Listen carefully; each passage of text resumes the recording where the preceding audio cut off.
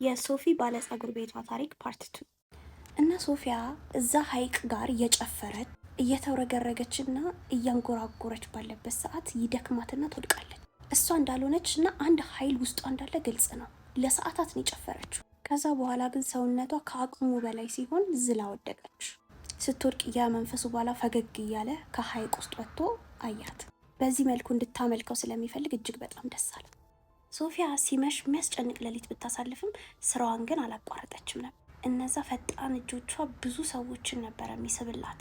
ታዲያ በዛ አካባቢ ሰሩ የነበሩ ሌላ ጸጉር ቤቶች ሴቶቹ ተሰብስበው መመካከር ጀመሩ። እቺ ሴት እንዴት ነው እንደዚህ ፈጣን ልትሆን የቻለችው?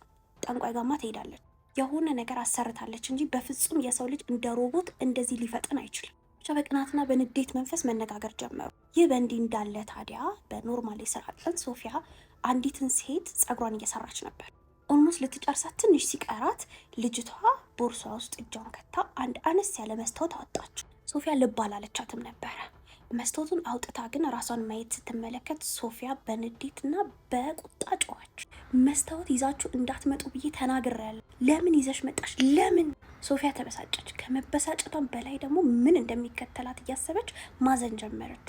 ልጅቷ በድንጋጤ መስታወቱን እንደያዘች ደርቃ ቀረች። በዚህ ጊዜ የፈራችው ነገር ተፈጠረ። ያ የመንፈስ ባሏ ወደ እሷ እየቀረበና እየመጣ እንደሆነ ተሰማት። ብዙ ጊዜ የሚመጣው ሌሊት ላይ ነው፣ ነገር ግን አንዳንድ ጊዜ ቀን ላይ እየመጣ ይጎበኛታል። ውጪ ላይ ድምፅ መስማት ጀመረች። ያ ሳቅ፣ ያ የምትፈራው ሳቅ፣ ያ የሚጨንቃት ኮቴ። ዛፎች መንቀሳቀስ ጀመሩ።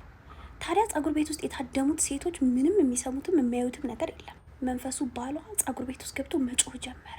መስታወት እንዳያመጡ፣ መስታወት እዚህ ቤት እንዳይገባ አላልኩሽም?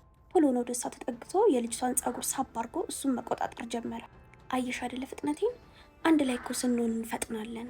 ልጅቷ በዛ መሀል አናቷ ላይ የሆነ እሳት ነገር እየተሰማት ነበር።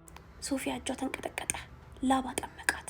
ያው እንደዚህ ስትሆን ሰዎች ደክሟት ስለሚመስላቸው ብዙም ልብ አይሉትም። ታዲያ መንፈሱ ብዙ ነገር ተናገራት። በዚህ ጊዜ ሶፊያ መልስ ሰጠችው። ቀን እዚህ ምን ትሰራለህ? ቃል ተገባብተን የለ አለችው። ያው ቃል የተገባቡት ሌሊት ከ6 ሰዓት በኋላ እንዲመጣ ነው። ሶፊያ ይህ መንፈስ እንደማይለቃት ስታቅ ከሱ ጋር ኔጎሽዬት አደረገች። ብቻ ያቺ ልጅ ጨረሰቻትና ልጅቷን አሰናብታት ወጣች። መንፈሱ ግን አልሄደም ነበር። የግድግዳ ኮርነር ጋር ቆሞ ሶፊያ የምትሰራቸውን እያንዳንዱን ሴቶች ይመለከታል። ይሄ ቦታ የኔ ነው፣ አንቺ የኔ ነሽ፣ በማንኛውም ሰዓትና በማንኛውም ጊዜ በጥቼ ልጎበኝሽ እችላለሁ አላት። ሶፊያ ምን ማድረግ እንዳለባት አታውቅም። በውስጧ ጸለየች። መንፈሱ ባሏም እየሳቀ ጥሏት ከአካባቢው ተሰወረ። ታዲያ ሶፊያ የዛ ምሽት እያለቀሰች እንዲህ ብላ ጸለየች።